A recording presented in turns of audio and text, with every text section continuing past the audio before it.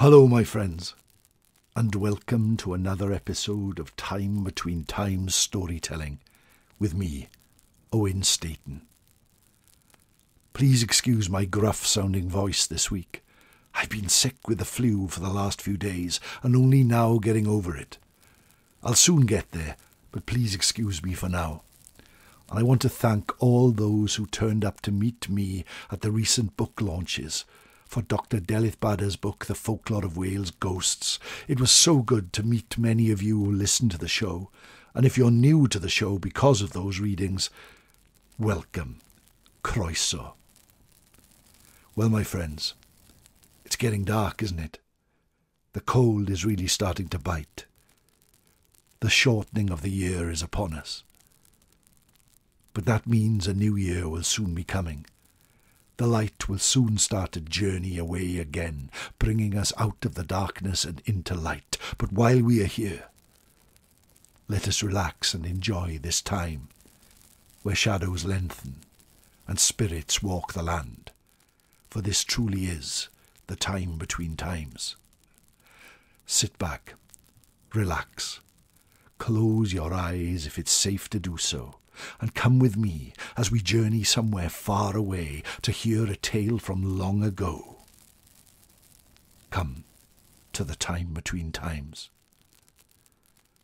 Take a breath, my friend. Open your imagination. You are sat by the fireplace in your house. You have just finished your food and stand up and look outside the window. It is so dark out there now, even though the hour is not late. In your neighbour's windows you can see the bright Christmas lights starting to shine, and that brings joy to your heart. You walk out, and there on the hook by the front door is your old, warm coat. You put it on, do up the zip, and feel its warmth cover your body.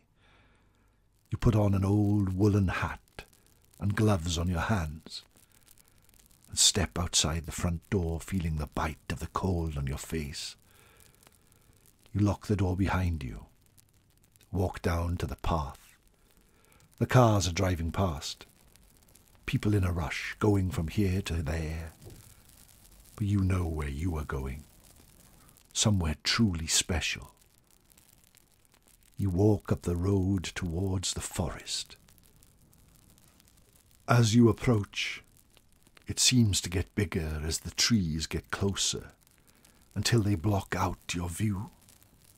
It takes a while to find that gap in the trees where the path leads, and only someone well versed in these paths would be able to find it. But there it is, stretching into the woods. You take a breath and look behind you, leaving behind the modern world, and step within the forest. You are surrounded by sounds, surrounded by shadows, surrounded by crisp, crunching leaves on the path. But you are not afraid. You walk into the heart of the forest, taking the turns back and forth, over the hills, over the old stream that runs crystal clear, until you come to the fire pit at the heart of the forest. There your friends have gathered. They greet you with friendly smiles and looks. You look up. Both the sun and the moon share the same sky, because now is the time between times. The time it's neither night nor day, but the sun has gone and the sky is grey. The time when the veil between our world and the fairy world grows wafer thin, so thin that for a few moments, and just a few moments, you can reach into their realm, and for a few moments they can reach into ours. Now is the time that people see lights in the sky. Now is the time that people see the Tylwyth Teg. Now is the time that people see ghosts. Now is the time of story. Far away you can hear the howl of wolves, you can hear the growl of bears, but you know you are safe right here, right now, amongst friends. The storyteller stands up and raises a glass of whiskey to propose a toast to the tale. You join him, and then you start to listen as he tells you a tale from long ago. In the north of this great country is the land of Scotland, a windswept and wild place, full of tales of treachery, of ghosts, of monsters. And today I am going to tell you the story of one of the worst of them all. You see, in the 14th century, Scotland was a wild place. Warring clans, battles fought all over the place. And there in the middle of all this was the Wolf of Badenoch, Alexander Stewart, the youngest son of the King, Robert II of Scotland. Alexander had always been a rough and ready sort, as quick with his fists as his sword as he was with any words. But when his brother took guardianship of the kingdom of Scotland, when his father became ill, he felt he was hard done by. Taking roving bands of warriors, he would travel from village to village, pillaging, robbing, taking everything he could from the peasants. It is said that in this time he fathered 40 illegitimate children. Whenever his name was mentioned, hearts would beat faster. Fear would grip the land. It is said that a great storm cloud followed him wherever he went. No one would trust him, no one would believe him, and nobody wanted to be in his company. At one point he wanted a divorce from his wife, but the local bishop refused it.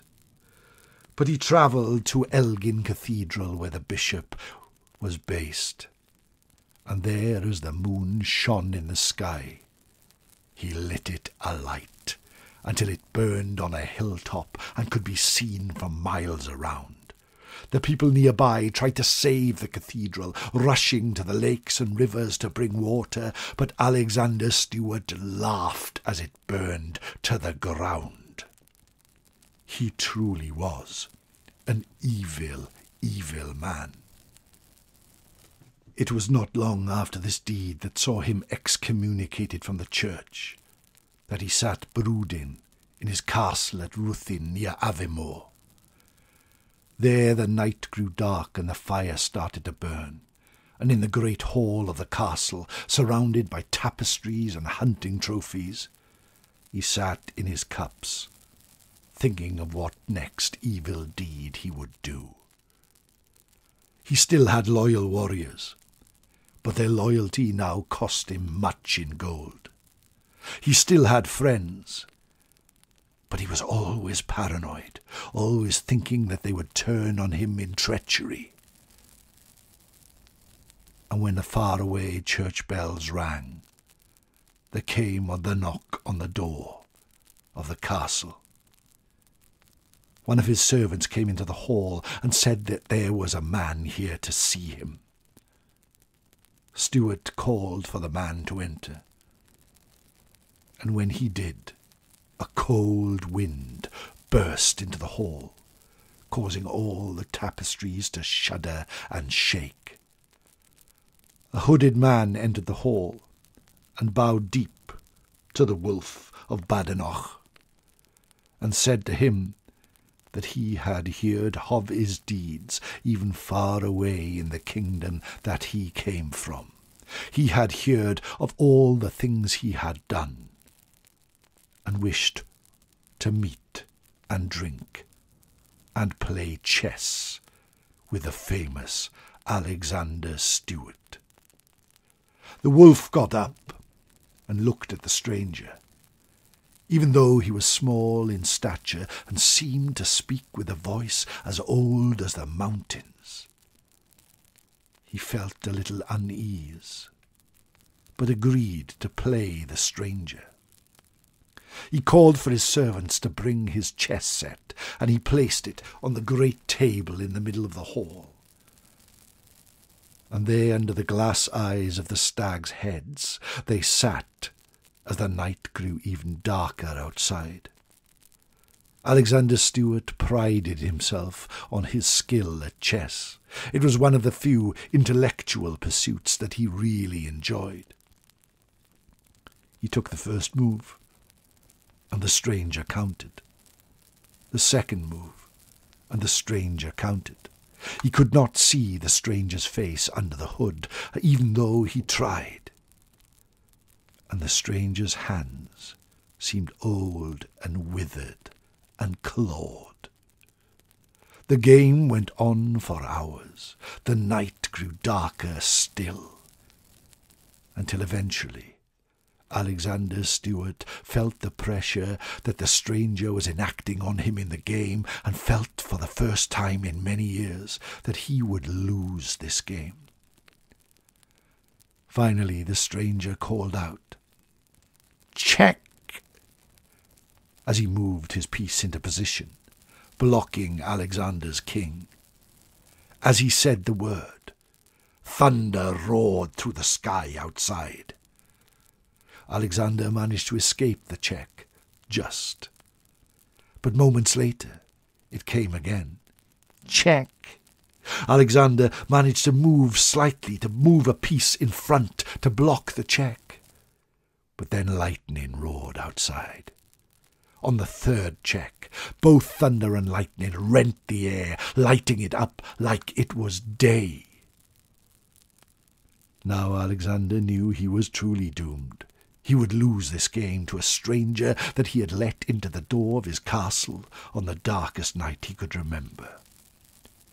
And finally, the stranger moved his queen into position and called out the words, "Checkmate!" At this moment, the stranger stood up. At this moment, the thunder roared in the sky like the gods were banging drums.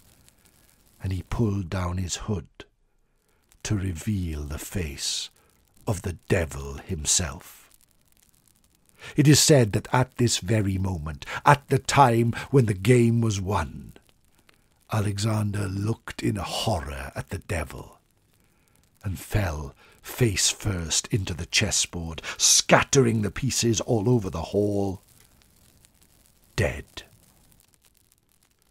The next morning, as the sun rose, at the time between times, the time it's neither night nor day, but the sun has gone, and the sky is grey, a visitor to the castle found all of the lord's servants dead, sitting up against the wall of the castle, all in a great circle, all of them with a look of terror on their face. The visitor came to the great hall, and there he found the wolf of Badenoch, face down in his chessboard, as cold as stone. The strangest thing of all is that from his hobnailed boots all the nails had been taken, but left the boots intact. The wolf of Badenoch was buried nearby, but stories of his deeds have seeped through the centuries, and even now he is known as a great bogeyman in Scotland, a truly dark character, who apparently still rides the dark nights on his dark steed, with fire coming from his eyes. Why the devil chose to visit him on this night, nobody knows. Was he just a kindred spirit, someone that old Nick himself felt that he could be friends with? Or was it that his deeds were so dark that even in the pits of hell the devil heard talk of them? Whatever, we will never know the truth. But what we do know is that it makes a great tale to be told at the time between times, the time it's neither night nor day, but the sun has gone, and the sky is grey. And that is why we have gathered at the fire pit at the heart of the forest to hear the tale of the wolf of Badenoch. What a tale that is, my friends. I love these old folk tales from far away. tales of the devil, of evil deeds, and of comeuppances. And this is truly one of those. I thank you so much for choosing to join me and listen at another tale traditionally told here. If you wish to support me further, please join me at ko-fi.com/Owenstaton, where I provide lots of bonus content in exchange for a coffee bought for me by yourself, or become one of my growing band of patrons at patreon.com/Owenstaton7. Please be on the lookout, for over Christmas I will tell some ghost stories, probably on Twitter Spaces. And that would be good to follow me on Twitter or X at Owen S. Griffiths, and most Sunday nights we gather at the fire pit to hear a tale traditionally told live just for you. But in the meantime, just thank you for being here. Podcasting can sometimes be a lonely place, just me speaking into a mic all alone as I look outside into the dark of the night. But to hear all the lovely feedback and the enjoyment that you get from these stories makes it all worthwhile. So thank you so much for all your support. It truly does fill my heart with joy.